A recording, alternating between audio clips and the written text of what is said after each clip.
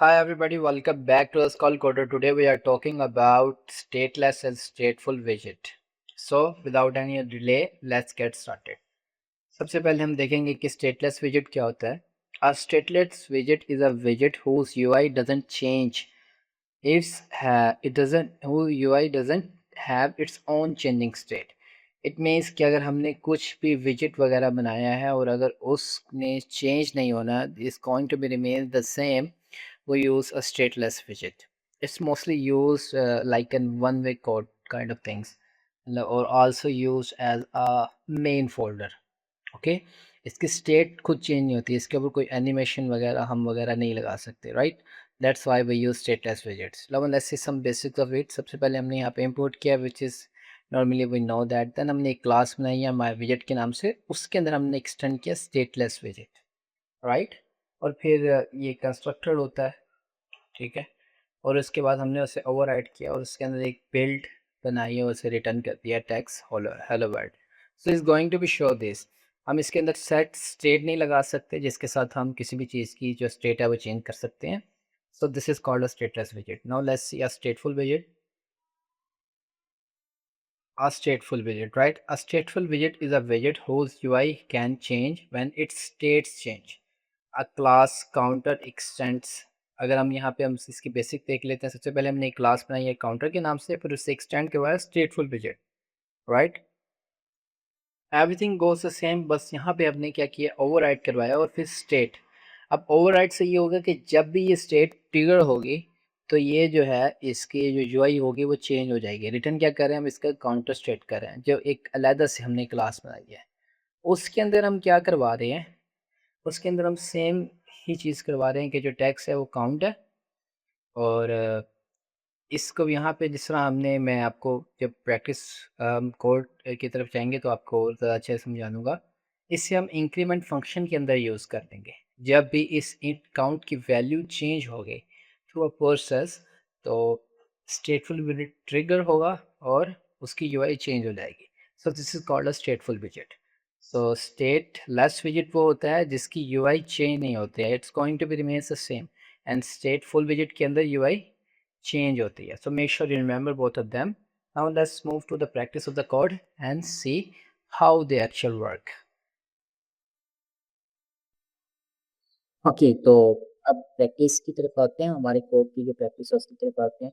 तो हमने इधर ये कोड रन करवा दिया, इसमें रिफ्रेश कर देता. तो ये कल वाला कोड ही है, इसमें कुछ चेंजेस वगैरह नहीं है. इस सेम एज जो हमने सबसे पहले एक कोड देखा था वही है. इसके अंदर बहुत स्टेटलेस एंड स्टेटफुल विजेट दोनों ही यूज हैं. तो I will create another extra app and उसके लिए मैंने आपको क्रिएट करके नहीं समझाना चाहता, मैं आपको सिंपल जो आपके पास भी अवेलेबल है उसी समझाऊंगा. ठीक है, it's not something complex, it's simple. सबसे पहले अगर आप देखें तो यहाँ पे वर्ल्ड मेन है जिसके अंदर हमने आपको रन करवाया हुआ, वो ऑलरेडी नोटिस. मगर यहाँ पे जो है हमने एक माई ऐप को एक स्टेटलेस विजेट दिया है, राइट? एक स्टेटलेस विजेट के साथ हमने इसे स्टॉप करवाया.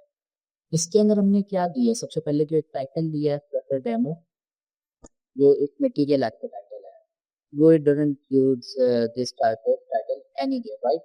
और अगर हम देखेंगे फिर हमने कलर स्कीम चाहिए. ठीक है, यहाँ पे हमने इसको जो कलर स्कीम दिया, थीम दिया, थीम वाला डाटा दिया. उसके बाद एक माय होम पेज के नाम से इसको एक अलग से होम जो है हमारे मटेरियल ऐप पे जो होम वाला जो विजेट होता है वो दिया. और फिर से माय होम पेज के नाम से जो हमने नीचे ये वाली स्टेट एक्सटेंसिव शेप वाला विजेट बनाया है वो दिया. और इससे एक title mask Flutter demo page के नाम से ये, right? और फिर अल्फामार्क्स के फुल विजिट की तरफ से. तो इसके अंदर कोई भी ऐसी चीज नहीं है जिसकी जो है ये लाइट के अंदर कुछ स्टेट चेंज होंगे कि जब आप कुछ चीज परफॉर्म करें तो वो change, it's going to be same, exactly same. इसके अंदर कोई चेंजेस वगैरह नहीं है. बस आगे अगर हम स्टेटफुल विजिट की तरफ आए, इसके अंदर हमने होम पेज को एक्शन में बनाया है. उसके अंदर हमने एक ओवरराइड किया विद स्टेट क्रिएट. ये हमारा होम पेज क्रिएट स्टेट होते हैं. माय होम पेज की जो हमने स्टेट अलग से एक्सटेंड करवाई है उससे हमने यहाँ पे ओवरराइड करके एक. अब मैं इसको एक्चुअली तो ये नहीं बता सकता कि ये चीज इसलिए किस लिए ये आई ऑल्सो दूंगा, but you have to be revise and remember.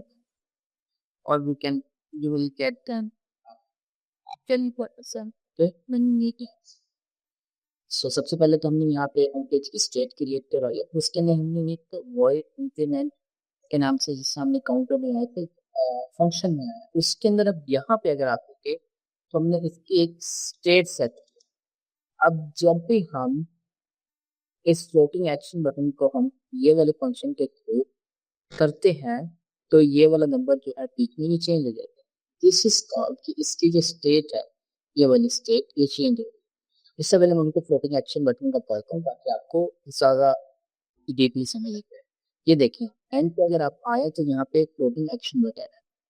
इस टाइम हमने इंक्रीमेंट पर जो काउंटर को लगाया था वो इसे ऑन प्रेस किया, जब हम इस बटन को प्रेस करेंगे तो पूरा फंक्शन ट्रिगर होगा और फिर ये वाली जो स्टेट है ये चेंज हो जाएगी बाय विच कि यहाँ पे हमने ये एक्सटेंड करवाया है। अगर हम देखें फिर हम आप कहते हैं कि हमने ये वाली जो स्टेट है ये इससे हमने किस तरह तो इसको हमने एक स्कैफोल्ड के नाम से विजिट बनाया, फिर इसे ऐप बार की है।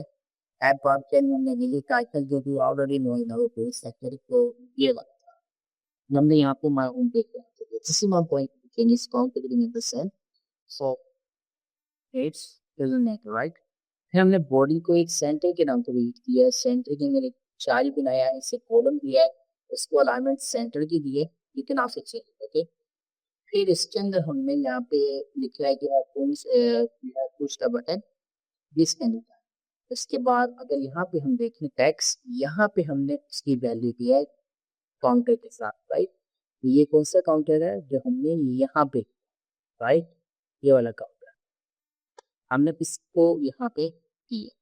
तो ये जो है ये स्टेट चेंज करेगी थ्रू दिस एंड जो है इसे हम स्टेट को its simple as this. So the important step. We are going to use a lot to make sure you remember the function. Make sure you remember one of them. Did you have stateless digit state, you have state change, form to be made system. इसके लिए जो भी हम bracket दोबारा use करेंगे we are bound to insert, okay? इसमें जो स्टेटफुल digit है उस स्ट्रिंग में हम सेट सेट कर सकते हैं। So you make sure you remember this. Simple is that. If you have any question, you can ask in the comment box. I'm going to make sure that you see the next video. Have a nice day.